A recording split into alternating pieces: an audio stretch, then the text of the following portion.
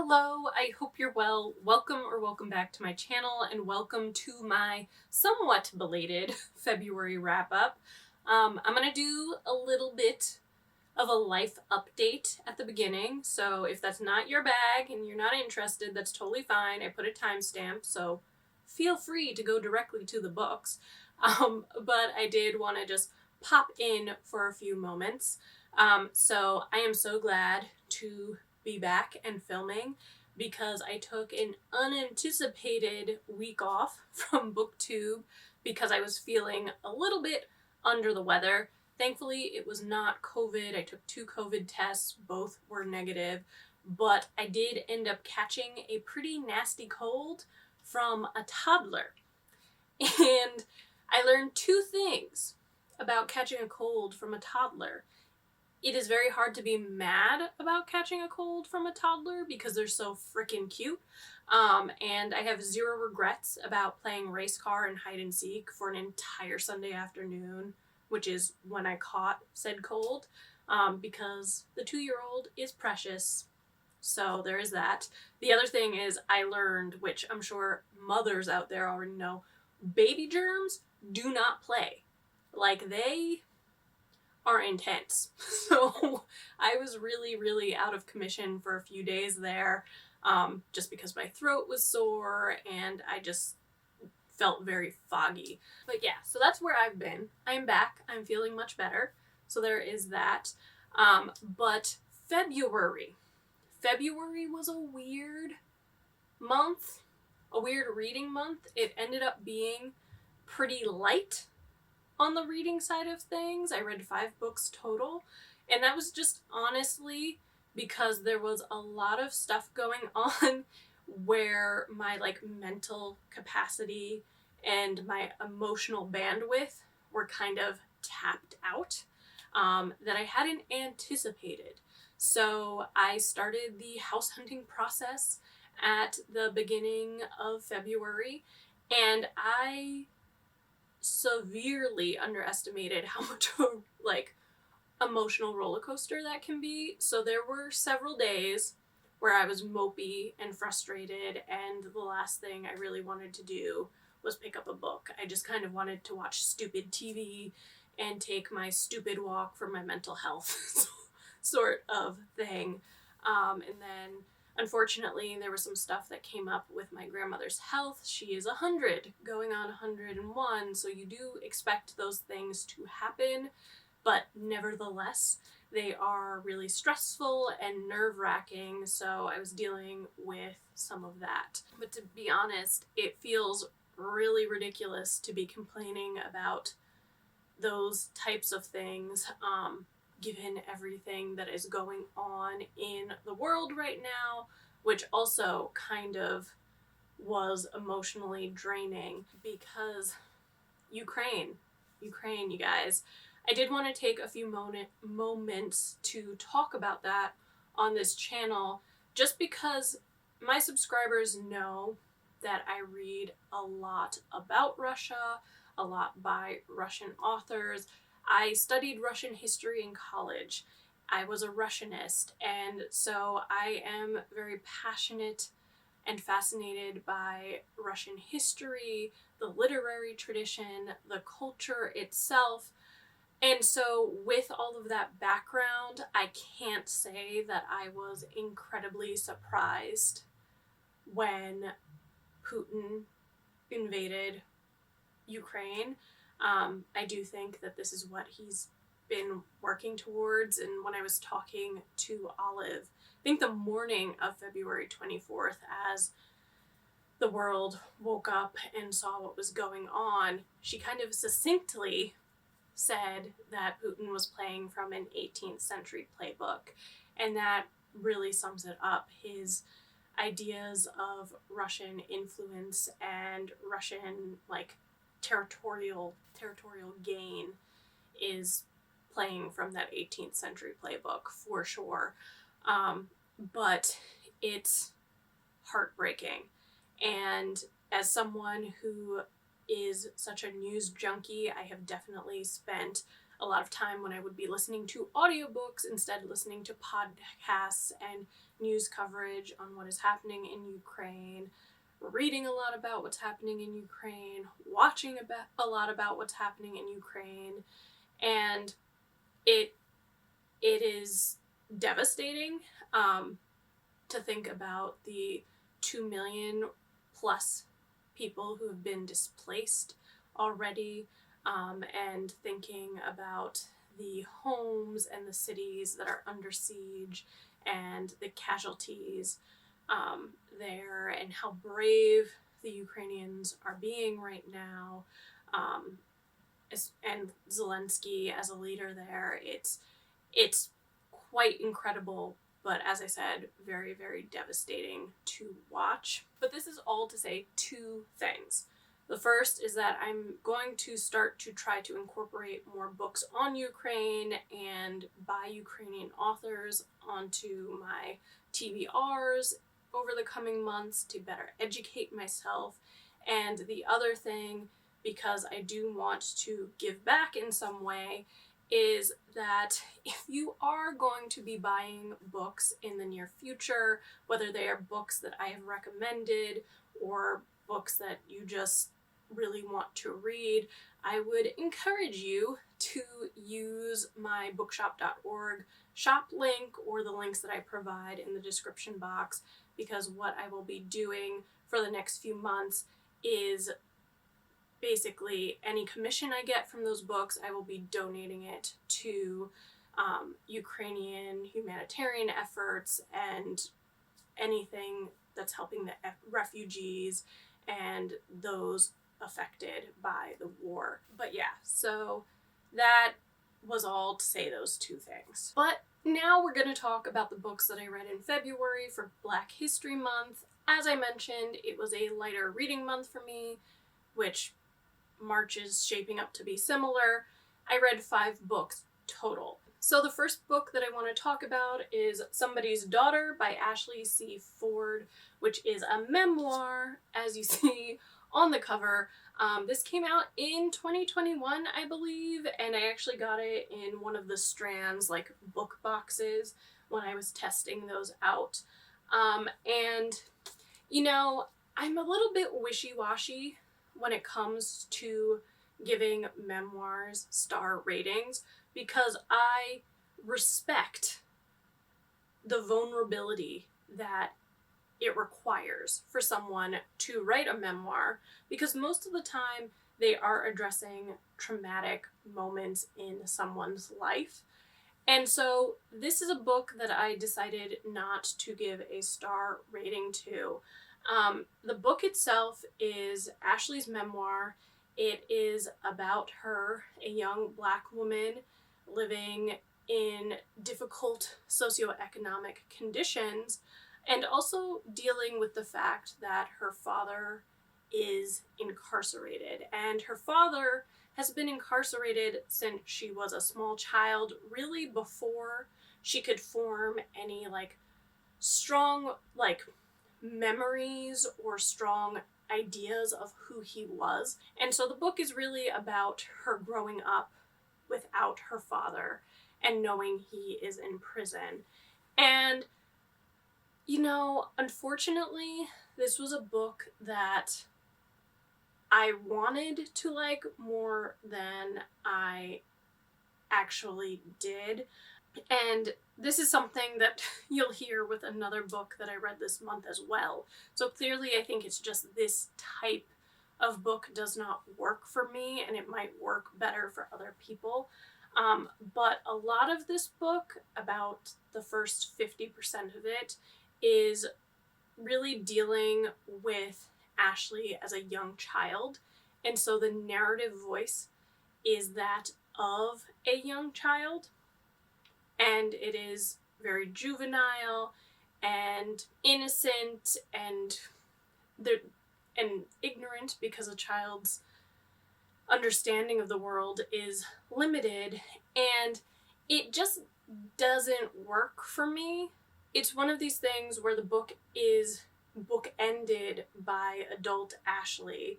At the beginning of the book, she's finding out that her father is finally being released from prison, and I almost wished that there was a bit more of adult Ashley at play here. I wish that maybe it had been a little bit more reflective. And overall, I think just what I expected this book to be was not what it ended up being.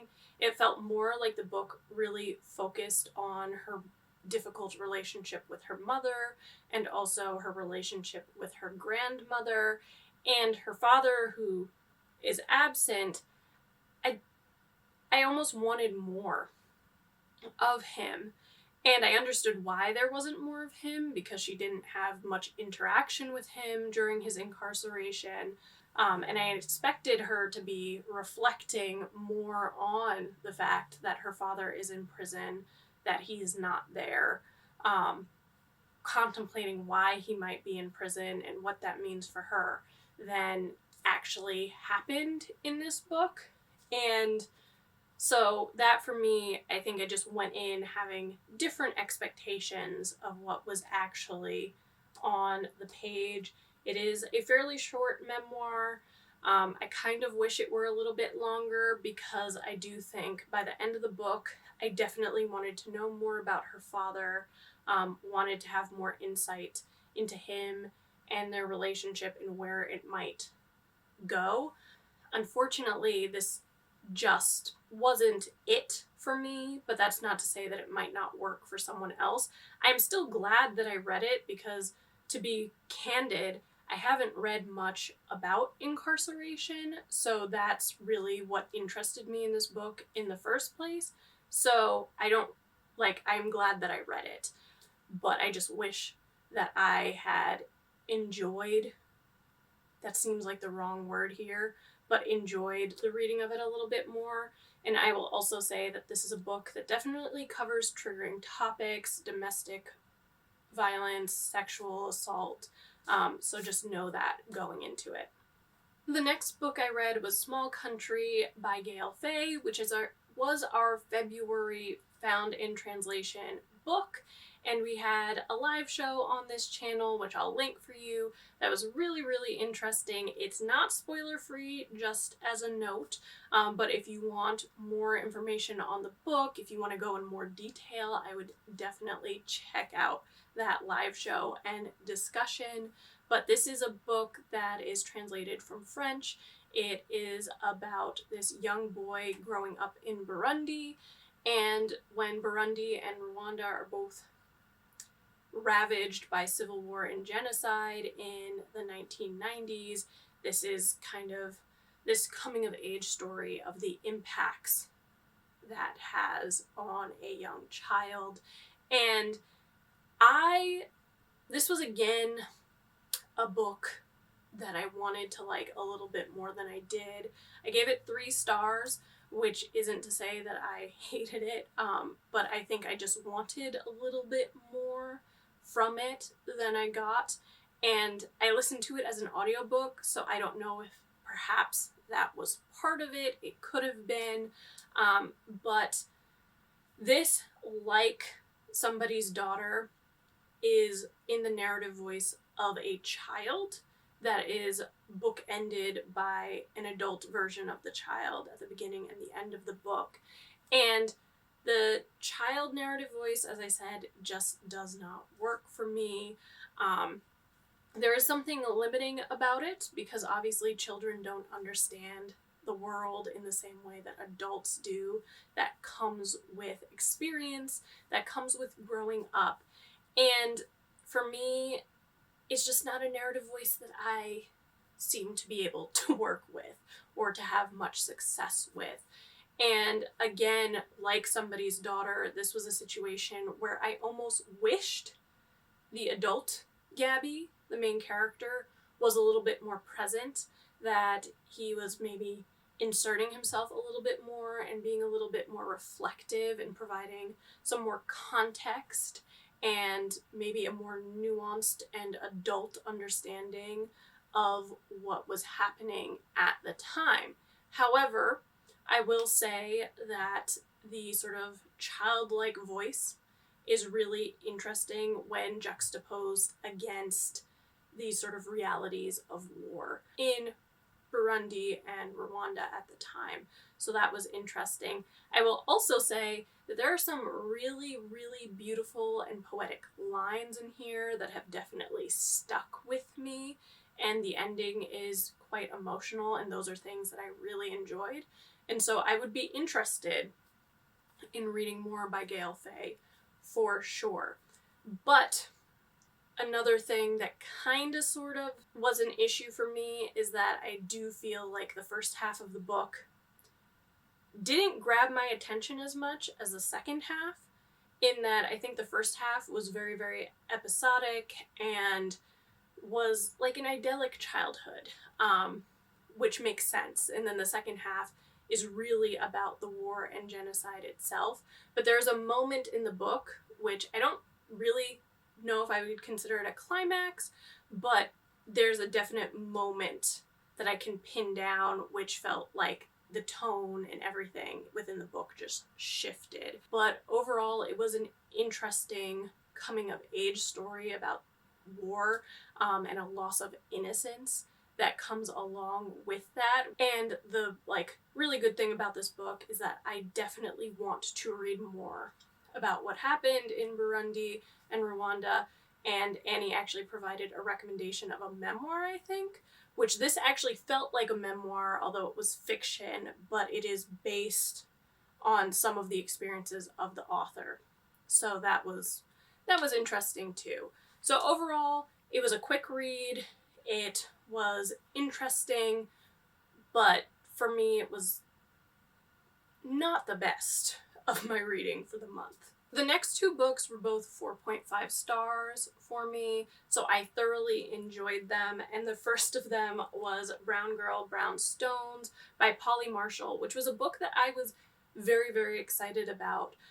It is a modern classic because it was written in the 1950s, and it was a book that I had never heard about, but it was a book that I felt would resonate with me, and it most certainly did. So this is again a coming of age story set during the Great Depression and World War II in Brooklyn, and it's set within this enclave of Barbadians who've recently immigrated to the United States. And since my family are also immigrants, they came from Jamaica, also in the West Indies, like Barbados, I just felt like there was a lot that would ring a bell for me, and it certainly did, because actually my grandmother, the same one I talked about at the beginning of this video, came to the United States around this time. So there were a lot of things that just clicked into place. But this is a story about this young girl, Selena, among this community of Barbadians who all are aspiring for this American dream to own a house, which definitely resonates because I was literally just starting that house hunting as I was picking up this book. And so Selena's mother, Scylla, is on this quest to buy a house. Everyone in this community wants that for themselves, except Selena's father, Dayton, who dreams of going back to the island and is kind of described as like a dreamer, comes across as a little bit lazy, especially compared to his wife, who comes across as very ambitious and driven in this regard. And it was just really, really interesting because the book is so much about the relationship between mother and daughter. It was so good. Their relationship is very complicated. It is also very passionate. In a lot of ways, Selena is like her mother, but her mother, it does things that aren't great. And she's also this woman who comes across as being a little cold and is often described in this sort of godlike manner that makes her feel really distant. But their relationship, to me, was the focal point of this book. And it was just incredibly interesting to also see Selena sort of coming to terms with who she is, both as a Barbadian or an American, also kind of coming into her own sexuality and just growing up. And in a lot of ways, she goes through kind of this rebellion within the community that I think a lot of teenagers can probably relate to. And it was just fascinating because there was so much about like womanhood in here, so much about sexuality, considering this was written in, I think, 1953, or it was published in 1953. I was actually kind of surprised at how blunt the sex scenes were in here and how sort of just frank it was when it was dealing with topics relating to sex or periods or anything of that nature. That surprised me, but I think it was really, really well done. And I'd also say that it was interesting to see how racism was handled in this book, because the community in which Selena lives is predominantly Black. And so, in a lot of ways, she seems insulated from racism. So then when she's out in the world and she faces racism head on, it is very jarring in a way that I thought was appropriate and definitely made you think. But it was also interesting to see how the Barbadians had their own sort of exclusionary ways about them. Like, they were creating this organization and they were trying to exclude other West Indians. Like, my Jamaican relatives would not have been welcome. They were also trying to exclude Black Americans. Like, so it was interesting to see all of that at play here. But I really enjoyed it. And I think if you want a coming of age story, if you want a classic that is written by a Black author, if you really enjoy interesting mother-daughter or familial relationships, I would highly recommend this. The next book is A Girl is a Body of Water by Jennifer Nonsabuga Mokumbi, and this was so good. I thoroughly enjoyed this, and so would definitely recommend it to you. It is 4.5 stars for me, but like, it was very nearly a 5-star. I would say, again, that this is more or less a coming of age story, so I definitely read quite a few of those in February. I was in a mood, apparently. But this is like, the best way I could describe this is to say that it is using Ugandan folklore and culture and society to kind of tell this feminist story and to make you understand women's role in society. And it is very much about the women in this book. So the main character, Caribou, and her family are the focus, but the male characters, I would say, are kind of ancillary.